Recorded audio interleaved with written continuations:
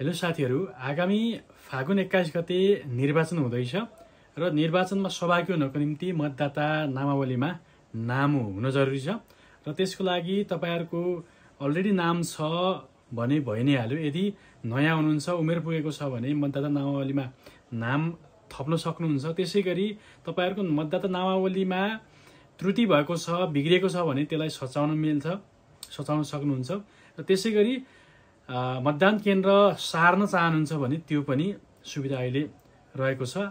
यही कार्तिकको मसान्तसम्म चाहिँ तपाईहरुले निर्वाचन आयोगको वेबसाइटमा गएर चाहिँ मतदाता नामावली थप्न, चेन्ज गर्न, मतदाता केन्द्रहरू सार्नको निम्ति पनि तपाईहरुले पाउनुहुन्छ।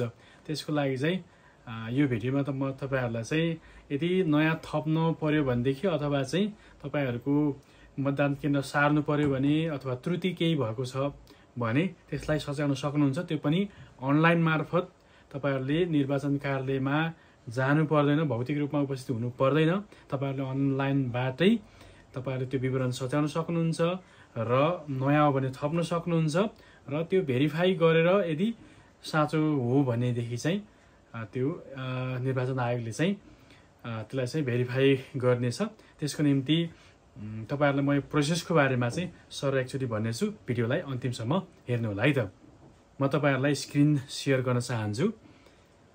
सुरुमा तपाईहरुले कुनै पनि ब्राउजर ओपन गर्नुपर्ने हुन्छ। त्यसपछि यहाँनिर election.gov.np मा चाहिँ तपाईहरु जानुपर्ने हुन्छ। यहाँ गइसकेपछि यहाँ तपाईहरुले निर्वाचन आयोग नेपालको चाहिँ यो वेबसाइट पाउनुहुन्छ र यसमा चाहिँ मतदाता नामावली प्री रजिस्ट्रेसन र अदावधिक भन्ने चाहिँ रहेको छ। यसमा चाहिँ तपाईहरुले क्लिक गर्नुपर्ने हुन्छ अदावधिक।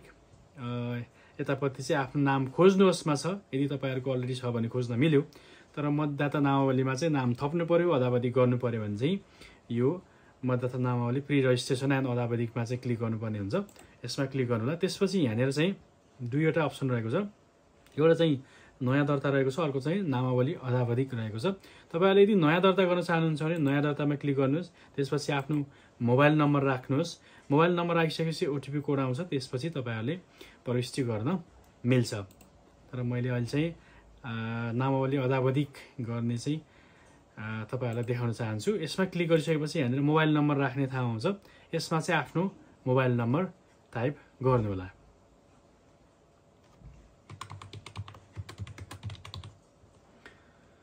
मैले यहाँनिर आफ्नो मोबाइल नम्बर टाइप गरिसकेको छु। यसपछि यहाँनिर चाहिँ यो एरोमा क्लिक गर्नु होला।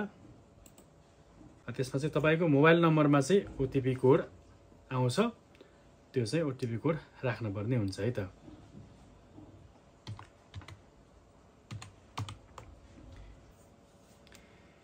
मैले यहाँनिर ओटिपी कोड राखिसकेको छु। यति गरिसकेपछि यहाँनिर चाहिँ तपाईहरुले यो देख्न सक्नुहुन्छ अनुसूची 6, अनुसूची 2, 3, 4। यसमा तपाईहरुले यो अदावधिक गर्नको निम्ति नयाँ अनुरोध भन्ने अप्सन रहेको छ। यसमा क्लिक गर्नुपर्ने हुन्छ। यसमा क्लिक गर्नु होला। त्यसपछि यहाँनिर चाहिँ मतदाता नम्बर टाइप गर्नु होला है त। यसमा चाहिँ तपाईहरुले आफ्नो मतदाता नम्बर टाइप गर्नु होला। मैले यसमा चाहिँ मतदाता नम्बर टाइप गरिसकेँ। त्यसपछि कुनै एक छान्नुहोस् भने चाहिँ यसमा चाहिँ जन्ममिति छान्नु होला। नागरिक नम्बर छाने पनि हुन्छ। नागरिक नम्बर चाहिँ नमिल्न पनि सक्छ। त्यसमा चाहिँ त्यो स्ल्यास यताउति नमिल्न सक्छ। यसमा चाहिँ जन्ममिति राख्यो भने सजिलो हुन्छ। तपाईहरुले जन्ममिति राख्नु होला। ल, यसमा चाहिँ मैले मतदाता नम्बर पनि राखिसकेँ र यसमा जन्ममिति पनि राखिसकेँ। त्यसपछि खोज्नुहोस्मा क्लिक गर्नुहोस्। यसमा क्लिक गरिसकेपछि यहाँनिर चाहिँ विवरण संशोधनको अनुसूची छान्नुहोस् भन्नेमा चाहिँ अनुसूचीमा यसमा चाहिँ हामीले यो अप्सनमा क्लिक गर्नुपर्ने हुन्छ। अनुसूची 2 मा चाहिँ त्रुटि सच्याउने सम्बन्धी रहेको छ भने अनुसूची 6 मा मतदाता नामावली सार्ने, यो चाहिँ मतदान केन्द्र चाहिँ परिवर्तन गर्ने हो। हामी चाहिँ यो अनुसूची 6 मा क्लिक गर्छौँ। अहिले चाहिँ यो गरिसकेपछि खोज्नुहोस्मा क्लिक गर्नु होला। ल, त यहाँ देख्न सक्नुहुन्छ मतदाता नामावली सार्नको लागि दिने दरखास्तको ढाँचा भनेर भनिएको छ। यसमा चाहिँ सम्पूर्ण विवरणहरू, हाल रहेको विवरण अनि हाल काम रहेको ठेगाना, मतदान केन्द्र कहाँ हो त्यो सबै विवरण रहिसकेको छ। अब अलिकति तल आइसकेपछि चाहिँ यहाँनिर चाहिँ सार्नुपर्ने ठेगाना, यसमा चाहिँ जिल्ला, गाउँपालिका, नगरपालिका, वडा, मतदान केन्द्र अनि सार्नुपर्ने कारण के हो त त्यो चाहिँ भर्नुपर्ने हुन्छ। त्यसपछि मिति, यो सबै हामीले यसमा चाहिँ भर्नुपर्ने हुन्छ। त्यसपछि कागजातहरू के राख्ने भन्दाखेरि नागरिकताको अगाडिको फोटो र पछाडिको फोटो राखेर यहाँ सच्याउनुसमा क्लिक गर्यो भनेदेखि चाहिँ हाम्रो यो विवरण चाहिँ सर्छ है त। त्यसको लागि चाहिँ फटाफट यो चाहिँ खाली ठाउँहरू भरौँ, त्यसपछि चाहिँ सच्याउनुसमा क्लिक गर्नुपर्ने हुन्छ। तपाईँहरूले पनि आफ्नो यही अनुसार चाहिँ विवरण राख्न सक्नुहुन्छ है त। म यसमा चाहिँ फटाफट राख्छु। ल है त, मैले यसमा सार्नुपर्ने ठेगानामा जिल्ला राखेँ, गाउँपालिका नगरपालिकामा पनि त्यो चुज गरेँ, वडा नम्बर पनि चुज गरेँ, मतदान केन्द्र पनि चुज गरेँ। सार्नुपर्ने कारण चाहिँ विवाह भइगएको भन्नेमा चाहिँ क्लिक गरेको छु मैले। यसमा अरू अप्सन पनि छ। स्थायी तवरले बसोबास गरेको हो, स्थायी तवरले बसाइ सरेको भने त्यो पनि राख्न सक्नुहुन्छ, अथवा विवाह भइगएको। अनि त्यसपछि विवाह भएको मिति राख्नु पर्यो। यति गरिसकेपछि पेश गरेको प्रमाणहरू के हो त भनेर तल हुन्छ। जस्तो यसमा चाहिँ पेश गरेको प्रमाणमा चाहिँ अगाडिको फोटो, पछाडिको फोटो, जसको निर्वाचनमा जसको नामावली चाहिँ मतदान केन्द्रमा सार्ने हो उसको चाहिँ अगाडिको नागरिकताको फोटो, पछाडिको यसमा राख्नु पर्यो। विवाह प्रमाणपत्रको फोटो यसमा राख्नु पर्यो। त्यसपछि पति अथवा पत्नी, पति भए पत्नीको, पत्नी भए पतिको चाहिँ यसमा चाहिँ राख्नु पर्यो है त। यो 4वटा चाहिँ फाइल भर्नु पर्यो। त्यसपछि हामीले चाहिँ सुरक्षित गर्नुहोसमा चाहिँ हामीले क्लिक गर्न पर्ने हुन्छ।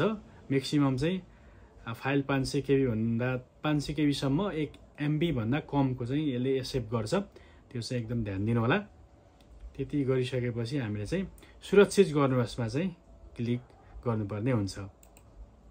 पेश गरेको प्रमाणमा चाहिँ मैले अगाडिको फोटो, पछाडिको फोटो, जसको मतदाता नामावली सार्ने उसको विवाह दर्ताको प्रमाणपत्र, त्यसै गरी पति भए पत्नीको, पत्नी भए पतिको चाहिँ यो राखिसकेपछि अब हामीले चाहिँ सुरक्षित गर्नुहोसमा क्लिक गर्नुपर्ने हुन्छ।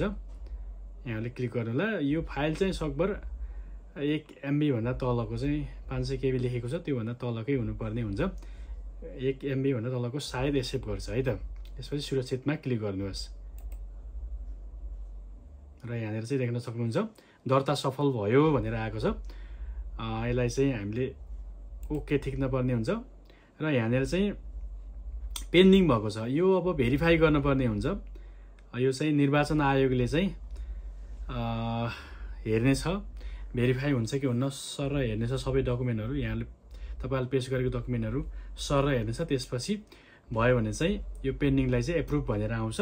हामीले चाहिँ निर्वाचन आयोगको यो वेबसाइटलाई चाहिँ रिफ्रेस गर्दै हेर्दै भोलिका दिनमा चाहिँ गर्न सकिन्छ। त्यसपछि एप्रुभ भयो भने यो चाहिँ यसरी मतदाता केन्द्र सारिन्छ। त्यसै गरी नयाँ दर्ता हो भने पनि अथवा त्रुटि सच्याउनु पर्ने हो, तपाईँहरूको मतदाता नामावलीमा चाहिँ गलत नामहरू छ अथवा डेट अफ बर्थ गलत छ, अन्य इन्फर्मेसन गलत छ भने त्यसलाई चाहिँ यसरी तपाईँहरूले चेन्ज गर्न सक्नुहुन्छ। यही नै हो है त। अहिले चाहिँ बिदा चाहन्छु। धन्यवाद।